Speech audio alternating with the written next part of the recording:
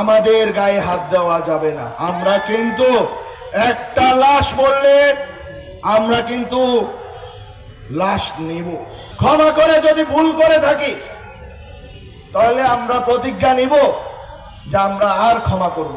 যারা এই দেশের বাইরে এই দেশের লড়াইকে নিয়ে গেছে তাদেরকে হুঁশিয়ারি করে দিতে চাই যে যদি এই দেশের লড়াই এই দেশের বাইরে যায় তাহলে এই দেশের মুক্তির লড়াইও এই দেশের বাইরে যাবে। সবাইকে কবজা করে ফেলা হয়েছে।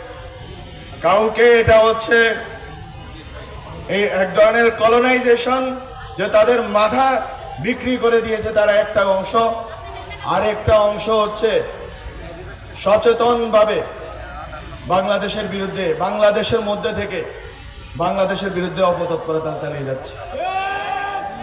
এখন এই লড়াই, এই ইনভিজিবল বিনদেশি অ্যাসেটদের বিরুদ্ধে লড়াই 5 আগস্টের পরে যখন এই মুজিববাদীদের, এই আওয়ামী লীগ, এই 14 দলীয় সন্ত্রাসীদের প্রত্যেকটি বাড়ি চুরমার করে দেওয়ার ক্ষমতা ছিল, সেদিন আমরা নিজেদেরকে সংবরণ করেছিলাম বলে আজকে তারা এই সাহস করতে পারছে।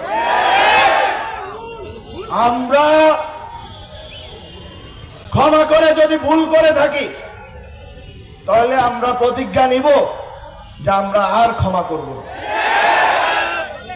আমরা যদি দয়া দেখিয়ে, আমরা যদি মনে করে থেকেছিলাম যে আমরা এই দেশকে, এই দেশের ভিতরে রাজনৈতিক লড়াইকে, রাজনৈতিক দ্বন্দ্বকে এই দেশের ভিতরে মোকাবেলা করব, যারা এই দেশের বাইরে এই দেশের লড়াইকে নিয়ে গেছে তাদেরকে হুঁশিয়ারি করে দিতে চাই যে যদি এই দেশের লড়াই এই দেশের বাইরে যায় তাহলে এই দেশের মুক্তির লড়াইও এই দেশের বাইরে যাবে।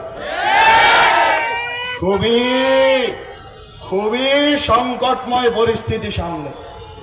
আমাদের গায়ে হাত দেওয়া যাবে না। আমরা কিন্তু একটা লাশ বললে আমরা কিন্তু লাশ নিব। কত সুশীলতা করে লাভ নেই, কারণ অনেক হয়েছে, অনেক ধৈর্য হয়েছে, অনেক আমরা রিকনসিলিয়েশন, ট্রুথ, আমরা বিভিন্ন কথা বলেছি।